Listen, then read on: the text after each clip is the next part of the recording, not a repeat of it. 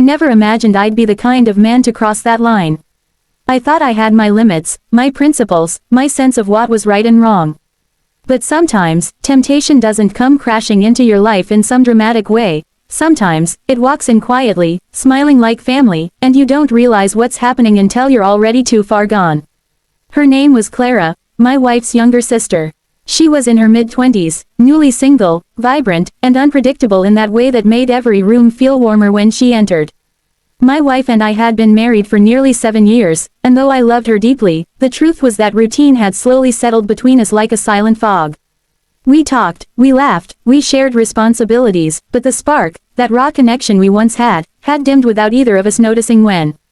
When Clara moved back to town after her breakup, she stayed with us for a few weeks. That was how my wife put it, casually, as if it was nothing. "It'll be fun," she said. "She needs family around her right now." I agreed, of course. What could I possibly say? She was family. The first few days were innocent enough. Clara would sit on the balcony with her coffee in the mornings, scrolling through her phone, her hair tied in a messy bun, wearing those oversized t-shirts that somehow managed to make her look even younger. I'd pass by on my way to work, and she'd smile, that lazy, sleepy smile that people give when they're not trying to impress anyone. But there was something about her energy, something carefree, unfiltered. She teased me like an older brother, joked about my serious face, and sometimes caught me off guard with how comfortable she was being around me. One Saturday afternoon, my wife was called into work unexpectedly.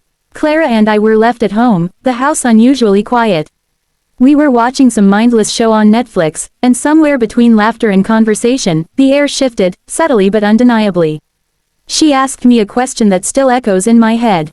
"Were you always this serious, or did marriage do that to you?" I laughed it off, but she didn't. Her eyes stayed on me, curious, unblinking. There was something almost probing in that look. For a moment, I forgot she was my wife's sister. She wasn't family in that instant, she was a woman noticing a man. I remember the way my pulse changed. It wasn't attraction yet, not exactly. It was awareness, that dangerous awareness that can grow into something much more if you let it. Over the next few weeks, that awareness grew. We started talking more, small things at first. Music, her plans, the things she regretted from her last relationship. She told me her ex never listened, never noticed her moods, never really saw her. And then she looked at me, and said, "You notice everything, don't you?" It was a compliment I didn't deserve, but one I secretly wanted to hear. I found myself anticipating her presence. I'd catch her humming in the kitchen, and I'd pause to listen. I'd find excuses to linger when she was around. Nothing inappropriate happened, not yet, but something had shifted inside me. The turning point came one evening when she invited me to drive her to a small art event across town. My wife was working late, and Clara said she didn't want to go alone. I agreed, telling myself it was harmless. That drive changed everything. The night was warm, the city lights bleeding softly through the windshield. Music played quietly, one of those slow, nostalgic songs that make silence feel too intimate. She talked about wanting to start over, about feeling lost and needing to feel alive again. Her hand brushed mine once, lightly, as she laughed at something. She didn't pull away immediately. Neither did I. When we reached the venue, she thanked me with a look that lasted too long. It wasn't gratitude, it was something else. Something that dared me to look back. That night, when I returned home alone, I couldn't sleep. My wife was already in bed, exhausted. Clara's perfume still lingered faintly in the car. And for the first time, I realized that temptation had found its way into my home, and it was wearing my wife's sister's smile. There's a strange kind of danger that comes from things left unsaid. Words you almost say, looks that last a second too long, moments that you know you should end but don't. That's where it started to become complicated for me, not in what Clara and I did, but in what we both silently allowed. After that night at the art event, I noticed myself thinking about her more often. I'd replay the conversations, the laughter, the way she made even ordinary things feel new again. It wasn't love, at least, I told myself it wasn't. It was attention, warmth, a spark I hadn't felt in years. But deep down, I knew I was treading close to something dangerous. Clara didn't make things easier. She had this effortless way of making everyone feel important, but with me, it felt personal. Maybe it was my imagination, or maybe she really did notice me in a way that my own wife hadn't for a while. Sometimes she'd lean on the kitchen counter while I made coffee and ask questions no one else ever asked, about my dreams, my regrets, whether I was happy. It's hard to explain what those conversations did to me. They didn't fill a romantic void, they stirred something more personal, a need to be seen. My wife and I had fallen into patterns. We loved each other, yes, but it was love dressed in responsibility. Clara, unintentionally or not, reminded me of who I used to be, a man with curiosity, energy, humor. The boundary between family and something else began to blur in moments so subtle that they almost seemed harmless. A shared smile across the dinner table. A private joke that my wife didn't understand. A lingering glance when she said goodnight. I tried to convince myself that none of it mattered, that I was imagining it. But guilt has a way of whispering even when nothing's been done wrong. One evening, I came home late from work. The house was quiet except for the faint sound of music from the living room. Clara was sitting on the floor surrounded by photo albums. She was helping my wife organize old family pictures, she said, but my wife had gone to bed early. I sat beside her out of politeness. We spent nearly an hour going through those albums, pictures of their childhood, family holidays, birthdays. She laughed at her younger self and told me stories I'd never heard. There was a warmth in that exchange, but also a heaviness, an awareness of how close we were sitting. Then, in the middle of a story, she looked at me and said quietly, "You really love her, don't you?" I nodded without hesitation. "Of course I do." She smiled, but there was something behind her eyes, a sadness, maybe, or curiosity. "She's lucky," she whispered. I didn't respond. The moment stretched, too long, too fragile. I got up, pretending I needed to check something in the kitchen, just to break the tension. I stood there for a while, staring at the sink, hearing my own heart beat louder than it should. That night I couldn't sleep.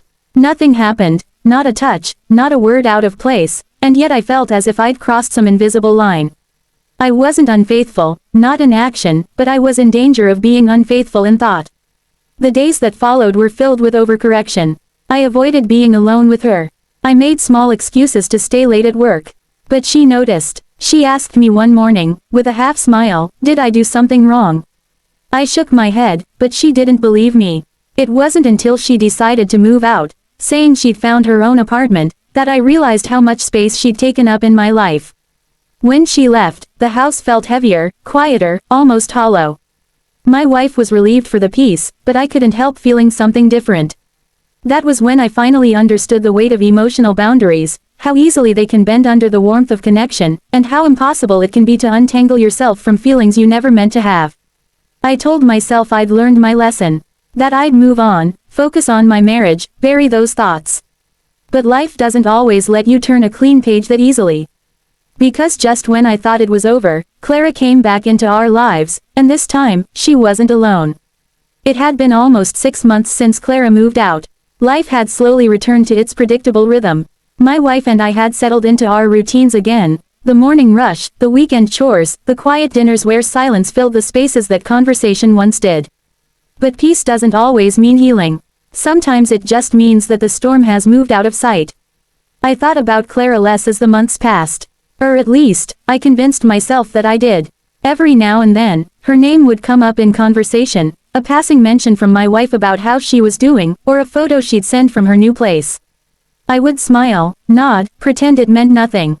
But deep down, the mention always stirred something, a mix of nostalgia, regret, and a strange kind of longing I couldn't explain. Then, one Sunday afternoon, everything shifted again. My wife's phone rang. It was Clara. She was in town and wanted to stop by. My wife's face lit up. Genuine happiness, the kind that had been missing from her lately. I smiled, too, trying to match her excitement. Inside, I felt a twinge of something I didn't want to name. An hour later, the doorbell rang. When I opened the door, Clara stood there, but she wasn't alone. Beside her was a man, tall, confident, with a quiet ease about him. She introduced him as Ethan, her new boyfriend. I don't know what I expected, but it wasn't that. Something in me tightened, though I had no right to feel that way. I shook his hand, forcing a polite smile, and welcomed them inside. Over dinner, I watched them together, the way she looked at him, the comfort in her laughter, the natural way his hand found hers. It should have been a relief, and in some ways, it was. Seeing her happy should have been the closure I needed. But what I felt instead was something far less noble, jealousy. Not for her affection, but for what she represented. A reminder of a connection that had never been allowed to become anything real, yet somehow had left a scar. My wife, of course, was overjoyed. She and Clara laughed like old times, filling the house with a lightness I hadn't heard in months. For a moment, I let myself enjoy it too. Maybe this was what we needed, a return to normal, a reminder that family ties could heal what nearly broke me. But that illusion didn't last. Later that evening, after everyone had gone to bed, I went to the kitchen for water.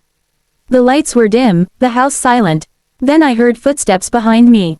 Clara. She smiled softly, her expression a mix of familiarity and distance. "You've been quiet tonight," she said. "Just tired," I replied, keeping my voice even. She leaned against the counter, studying me. "You look different, happier, maybe, trying to be," I said. There was a pause, the kind that feels like it carries more than words could. Then she said something that caught me completely off guard. "I wanted to thank you," she said, "for being kind to me back then." I don't think I ever said it. I nodded, unsure how to respond. "I was in a bad place," she continued, her voice low. "And you were there. You made me feel seen. I didn't realize how much I needed that until after I left." Her words were soft, but they landed heavily. All the things I'd tried to bury rose back up, uninvited. I wanted to say something, anything, to break the spell. But before I could, Ethan's voice called from down the hall. "Babe, you coming to bed?" She smiled faintly. "Good night," she said, and walked away. When she disappeared into the guest room, I stood there for a long time, the cold glass of water sweating in my hand. It wasn't love, I told myself again. It was never love, but it was something that had nearly led me to a place I never thought I'd go. The next morning, they left early. My wife hugged her sister tightly, promising to visit soon. I stood at the doorway, watching as their car pulled out of the driveway. And just like that, Clara was gone again, this time, with her own life, her own story. I should have felt relief, closure, maybe even peace. But instead, what I felt was a quiet ache, not for her, but for the man I used to be before all this began. Because even though I never crossed the line physically, part of me knew I'd already crossed it in my heart. For weeks after Clara's visit, I carried on as if nothing had changed. I went to work, came home, laughed at the right moments, and pretended that everything was fine. My wife seemed lighter, happier, still exchanging messages with her sister, still showing me pictures of the places Clara and Ethan were exploring together. I nodded and smiled, playing the part of the supportive brother-in-law. But underneath that surface calm, something in me felt restless. It wasn't longing anymore, it was the ghost of unfinished emotion, the kind that lingers quietly, whispering reminders of what might have been if you'd taken a different turn. Sometimes I'd catch myself replaying that night in the kitchen, the way Clara had thanked me, the softness in her voice, the look that almost said goodbye. It was innocent, and yet it wasn't. It had been closure wrapped in temptation, forgiveness mixed with something I couldn't name. One evening, my wife showed me a photo Clara had posted online, she and Ethan at the beach, smiling under a wide, golden sky. They looked happy, carefree. My wife said, "I'm glad she finally found someone who treats her right." I agreed, but the truth was, that photo stirred a pang of envy, not for her, but for the clarity she seemed to have found. She'd moved forward, I was still standing in the shadow of a line I never crossed. The moment that broke the silence inside me came unexpectedly. It was a Thursday afternoon. My wife called to say that Clara and Ethan had gotten engaged. I congratulated them over the phone, my voice steady, my words warm. But that night, lying in bed beside my wife, I felt something shift inside me, a quiet sadness, almost relief, but tinged with regret. Later, unable to sleep, I went to the living room and sat in the dark. The house was still, the only sound the soft hum of the refrigerator. That's when my wife came in, half asleep, and sat beside me. "You're awake too?" she asked. I nodded. She leaned against me, her head on my shoulder. "I know things have been a bit dull lately," she said softly. "But I want us to be okay. I miss when we used to talk, really talk." Her words hit harder than I expected. Because in that instant, I realized something simple but painful. All that emotion I'd invested in someone else, I could have given to her. All those late-night thoughts, the attention, the care, they'd belonged here, not in the dangerous space between loyalty and temptation. We talked for hours that night, about work, about our dreams, about how easy it is to drift apart without meaning to. It wasn't dramatic or cinematic. It was quiet, honest, human. In the weeks that followed, I made small efforts. I started leaving notes for her again, cooking breakfast on Sundays, listening, really listening, when she talked about her day. The change wasn't instant, but slowly, something began to heal. Then one day, Clara called. She wanted us to attend her engagement dinner. My wife was thrilled. I said yes, though part of me hesitated. The night of the dinner, when I saw Clara again, she looked different, calmer, settled. Ethan stood beside her with his arm around her waist, confident and proud. She greeted me warmly, but it was different this time. There was no tension, no flicker of anything hidden. Just mutual respect and quiet understanding. When she gave her speech, she mentioned her family, her sister, her parents, and someone who once reminded me that kindness can come from unexpected places. She didn't look at me, but I knew what she meant. It wasn't about us anymore. It was about forgiveness, the silent kind that doesn't need to be spoken aloud. Driving home that night, my wife held my hand. The road stretched ahead, empty and peaceful. For the first time in months, I felt a genuine sense of stillness. Temptation had left its mark, yes, but so had growth. What started as a quiet emotional drift had turned into a lesson about what truly matters: presence, honesty, and the choices we make when no one's watching. I looked over at my wife as she dozed beside me and realized that sometimes the greatest act of love isn't in the passion we chase, but in the loyalty we rebuild. Looking back now, it's strange how something that never fully happened could still change the course of my life so completely. Nothing physical ever passed between Clara and me. No affair, no scandal, no proof of betrayal. And yet, the emotional distance that had crept into my marriage, and the quiet connection I'd allowed to grow with her, taught me more about love, loyalty, and weakness than any mistake ever could. Temptation doesn't always wear the face of sin. Sometimes, it looks like comfort. Sometimes, it feels like being understood after a long silence. That was what I'd found with Clara, not passion, but recognition. She'd seen a part of me that had gone unnoticed for too long, and in that recognition, I almost forgot where my heart truly belonged. The months after her engagement dinner became a quiet test of who I was and who I wanted to be. My wife and I had begun rebuilding what we'd lost, not by pretending the past hadn't happened, but by facing it, layer by layer. We started taking walks again, cooking together, watching movies without our phones between us. It wasn't dramatic, it was simple, and that simplicity was what healed us. One evening, as we sat on the balcony watching the sunset, she turned to me and said, "You've been different lately. Softer, more present." I smiled, unsure how to answer. I wanted to tell her everything, how close I'd come to losing focus, how a single emotional misstep could have unraveled everything we'd built. But I didn't. Some confessions aren't meant to be spoken, they're meant to be transformed into better actions. Instead, I said, "I just realized what really matters." She didn't press. She just took my hand and leaned against me. That quiet trust felt like forgiveness, not for what I'd done, but for the person I almost became. A few weeks later, we attended Clara's wedding. She looked radiant, happy in a way that only someone at peace with herself can be. When our eyes met across the reception hall, there was no tension, no guilt, only gratitude. She'd moved on, and so had I. During the toast, Ethan thanked everyone for supporting them, and Clara added, "Family means learning to understand, even when you don't have the words." It felt like a message shared between the three of us, though it was never spoken aloud. That night, as I danced with my wife, I thought about all the times I'd mistaken excitement for connection, and silence for peace. The truth is, marriage isn't always about passion, it's about choice. Choosing to stay, choosing to listen, choosing to rebuild even after the smallest cracks appear. What I learned from almost losing everything is that love isn't something that just lives in the heart, it lives in decisions. In the moments we resist, in the effort we make, in the eyes we choose to look away from. There was a time when I thought, not being caught, meant innocence. Now I understand that real faithfulness isn't about secrecy, it's about presence.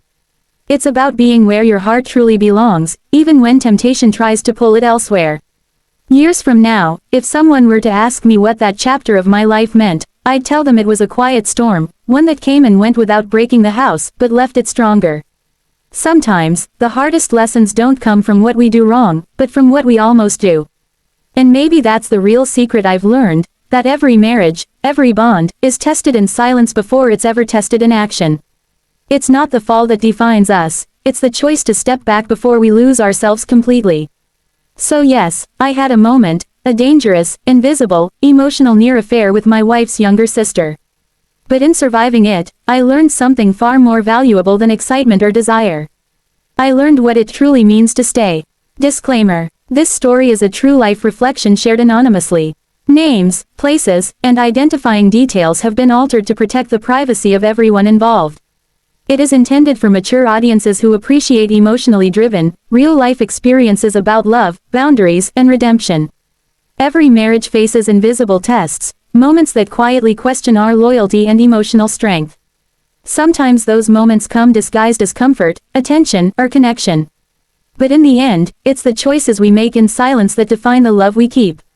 If you've ever been tempted, lost, or quietly found your way back, then you already understand the heart of this story. We're all one decision away from losing what matters most, and one choice away from saving it. If you found this story thought-provoking, emotional, or relatable, right finger don't forget to like, comment, and subscribe for more true infidelity stories that dive deep into the hidden corners of human relationships. Your support keeps real stories alive and helps others find strength, clarity, and forgiveness through shared experiences. Speech balloon: what's your take?